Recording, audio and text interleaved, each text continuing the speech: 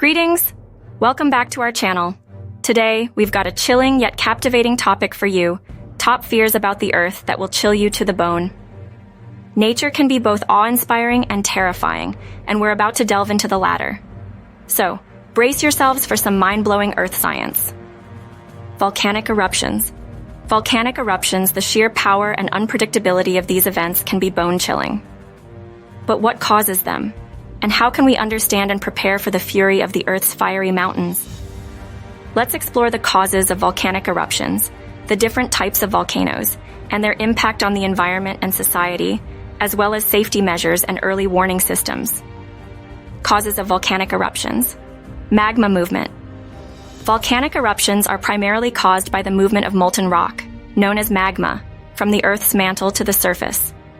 This molten rock is less dense than the surrounding rock, and it rises through cracks and weaknesses in the Earth's crust. Plate tectonics. A significant driver of volcanic activity is plate tectonics. Volcanoes often occur at the boundaries of Earth's tectonic plates, where plates are either converging, diverging, or sliding past each other. Subduction zones. One common scenario is the subduction of one tectonic plate beneath another. As the subducting plate sinks into the Earth's mantle, it melts, leading to the formation of magma that can eventually lead to volcanic eruptions. Hotspots. Some volcanoes, like the Hawaiian Islands, are not directly associated with plate boundaries. They are instead formed over hotspots in the Earth's mantle, where magma rises to the surface through a fixed point. Types of volcanoes. Shield volcanoes. These are characterized by broad, gently sloping profiles, and are formed by the eruption of low-viscosity basaltic magma.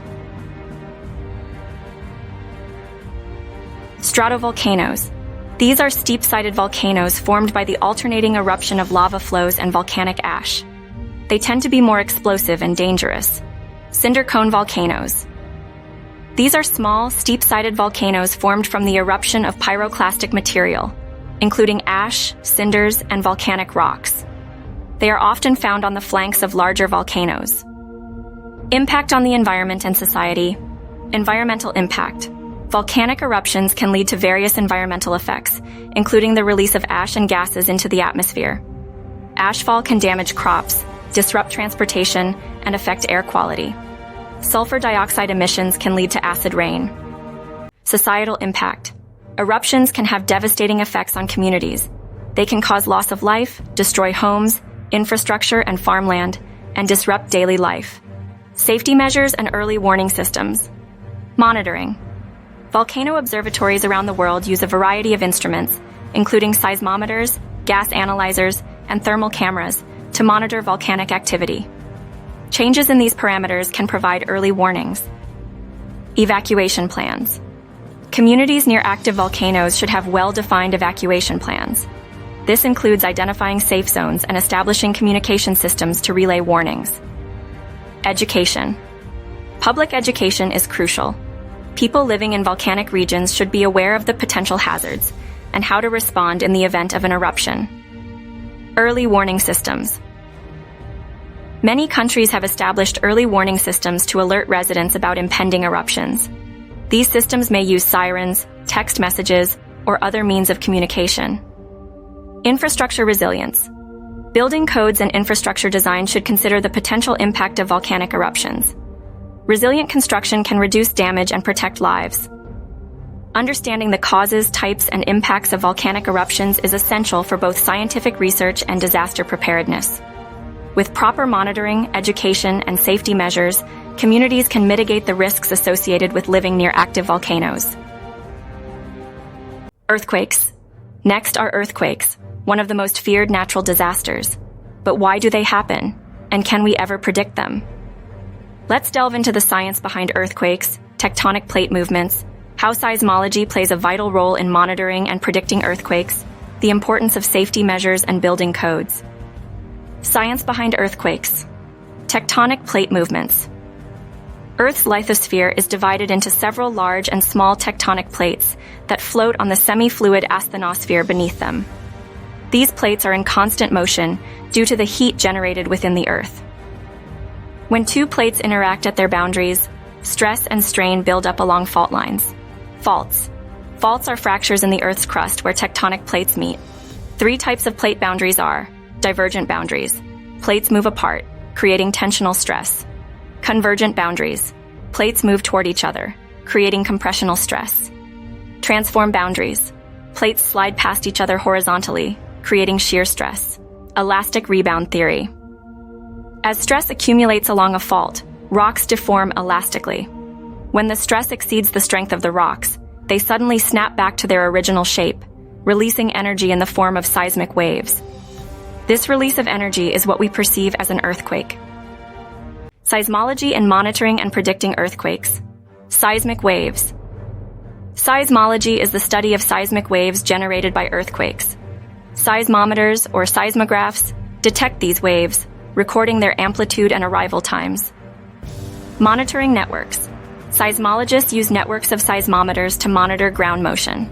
These networks can provide real-time data on seismic activity, which is crucial for issuing timely warnings. Earthquake magnitude and depth. Seismologists use the data collected to determine the earthquake's magnitude on the Richter scale and its depth. This information helps in assessing potential damage and tsunami-genic potential. Early warning systems. In some regions, early warning systems use seismological data to send alerts seconds to minutes before the strong shaking reaches populated areas. These systems provide valuable time for people to take cover or evacuate. Safety measures and building codes. Emergency preparedness. Individuals should have earthquake emergency kits that include food, water, first aid supplies, and flashlights. Families should also have an emergency plan and know how to turn off utilities. Structural design. Building codes in earthquake-prone areas require structures to be designed and constructed to withstand seismic forces. This includes using reinforced materials and structural systems that can absorb and dissipate energy. Retrofitting. Older buildings in earthquake-prone regions may not meet current building codes. Retrofitting involves reinforcing these structures to enhance their earthquake resistance. Land use planning. Authorities can implement zoning regulations to restrict the construction of critical infrastructure, such as schools and hospitals, in high-risk areas. They can also enforce building codes for new constructions. Education and drills. Public education is essential. Schools and workplaces should conduct earthquake drills to ensure that people know how to respond during an earthquake. Early warning systems. Developing and maintaining early warning systems is a priority for regions prone to earthquakes. These systems can provide valuable seconds to take cover or evacuate. Understanding the science behind earthquakes, tectonic plate movements, and seismology is essential for both disaster preparedness and mitigation efforts. By implementing safety measures and building codes, we can reduce the impact of earthquakes on people and infrastructure, potentially saving lives and property. Tsunamis. Tsunamis, the silent giants of the ocean. The thought of a massive wall of water heading your way is enough to send shivers down your spine. But how do tsunamis form, and what makes them so devastating? Let's explore the causes of tsunamis, including underwater earthquakes and volcanic eruptions, as well as the science of tsunami warning systems and evacuation procedures. Causes of tsunamis. Underwater earthquakes. The most common cause of tsunamis is underwater earthquakes, particularly those associated with subduction zones. When an undersea tectonic fault ruptures, it can displace a large volume of water. The sudden upward or downward movement of the seafloor generates a series of waves that travel outward from the earthquake's epicenter. Volcanic eruptions. Volcanic eruptions, especially those that occur on or near the ocean floor, can displace water and create tsunamis.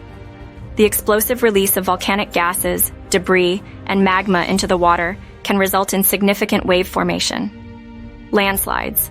Landslides, both underwater and onshore, can displace vast amounts of water. When a large section of the seafloor or coastal cliffs collapses into the ocean, it can trigger a tsunami. Submarine landslides, in particular, can generate powerful tsunamis. Science of tsunami warning systems. Seismic monitoring. Seismic networks monitor underwater earthquakes in real time. When a significant earthquake occurs, its location, depth, and magnitude are quickly determined. If the earthquake has the potential to generate a tsunami, warning centers are alerted. Tsunami warning centers. Various countries and regions prone to tsunamis have established warning centers that receive seismic data and issue tsunami alerts.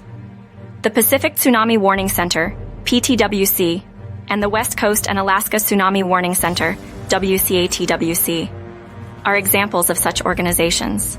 Deep ocean buoys. In many ocean regions, deep ocean buoys equipped with pressure sensors are placed to detect tsunami waves. When a tsunami passes over a buoy, the change in water pressure is recorded, and the data are transmitted to warning centers. Computer models. Tsunami warning centers use computer models to predict the height, speed, and arrival times of tsunami waves. These models are based on data from seismic activity, bathymetry, seafloor depth, and historical tsunami events. Evacuation procedures. Early warning systems. When a potential tsunami threat is detected, warning centers issue alerts to coastal communities. Local authorities use sirens, text messages, and other communication methods to alert residents. Evacuation routes. Communities in tsunami-prone areas should have well-marked evacuation routes. These routes lead people to higher ground or inland areas, away from the coast. Shelter locations.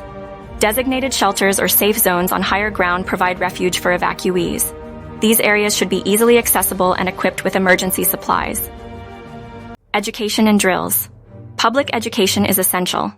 Communities should conduct regular tsunami evacuation drills to ensure that residents know what to do when an alert is issued. International cooperation. Tsunamis can affect multiple countries in a region. International cooperation and information sharing are vital for effective tsunami warning and response.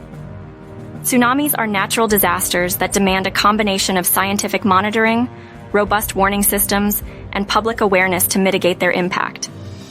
Understanding the causes of tsunamis and following evacuation procedures can save lives and reduce the destruction caused by these powerful waves. Extreme weather events. Extreme weather events, from hurricanes to tornadoes, can be truly bone-chilling. But what drives these meteorological monsters? And what can we do to mitigate their impact? Let's delve into the science behind various extreme weather events, including hurricanes, tornadoes, and droughts, as well as climate change's role, and the importance of preparedness and resilient infrastructure. Hurricanes. Hurricanes, also known as cyclones or typhoons in different regions, are powerful tropical storms fueled by warm ocean water.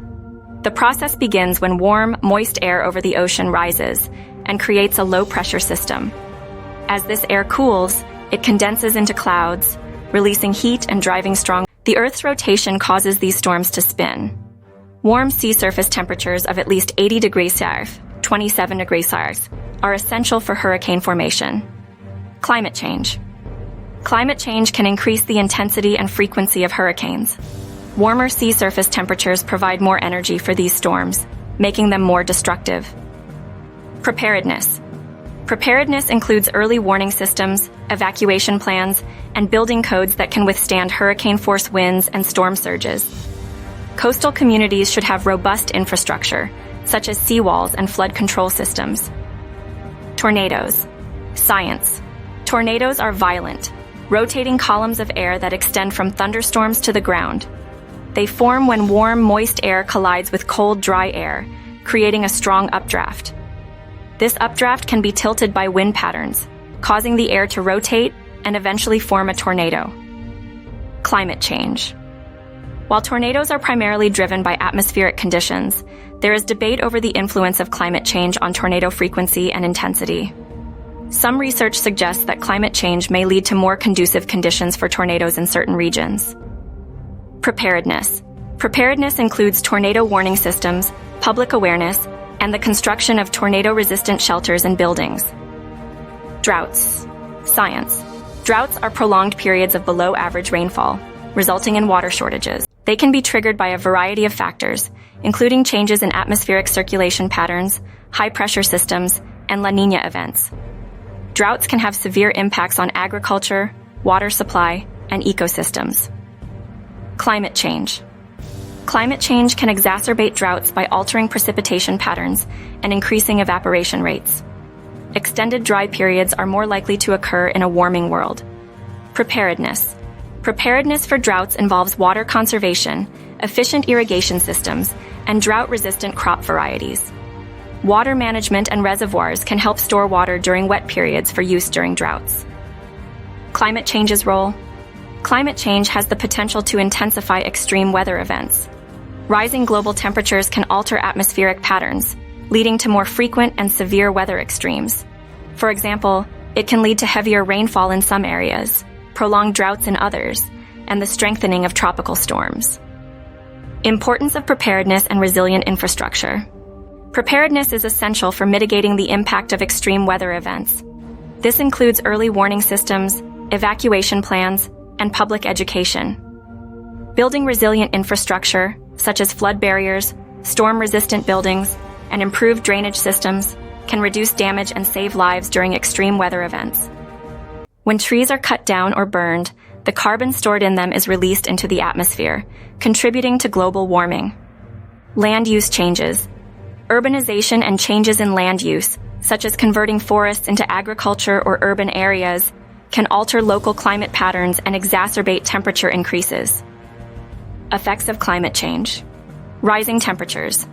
Global temperatures are on the rise, leading to more frequent and severe heat waves. Higher temperatures can negatively impact ecosystems, agriculture, and human health. Sea level rise. As global temperatures increase, polar ice caps and glaciers melt, causing sea levels to rise. Rising sea levels lead to coastal erosion, increased flooding, and the displacement of coastal communities. Extreme weather. Climate change can result in more frequent and severe extreme weather events, such as hurricanes, droughts, floods, and wildfires. These events have devastating impacts on communities, infrastructure, and economies. Ocean acidification. Increased CO2 levels in the atmosphere also lead to higher CO2 absorption by the oceans, causing ocean acidification. This can harm marine life, particularly coral reefs and shellfish. Importance of individual and collective actions. Reducing carbon footprints. Individuals can take action by reducing their carbon footprints through energy conservation, using public transport, and transitioning to renewable energy sources, such as solar and wind power. Sustainable practices. Collective efforts such as sustainable land use, afforestation, planting trees, and reforestation can help combat deforestation and carbon emissions. Policy changes. Governments and international bodies play a crucial role in enacting and enforcing policies to reduce emissions. The Paris Agreement, for instance, seeks to limit global warming to well below 2 degrees Celsius above pre-industrial levels. Renewable energy. Transitioning to clean and renewable energy sources is vital. Collectively, we can invest in solar, wind, and hydropower to reduce reliance on fossil fuels. Public awareness. Raising awareness about climate change is crucial. Education and advocacy can lead to increased support for policies that address climate change and encourage sustainable practices. Adaptation and resilience. Preparing for and adapting to the impacts of climate change is equally important. This includes building resilient infrastructure, developing early warning systems for extreme weather, and protecting vulnerable communities. Consumer choices. Individuals can make informed consumer choices by supporting products and companies that prioritize environmental sustainability.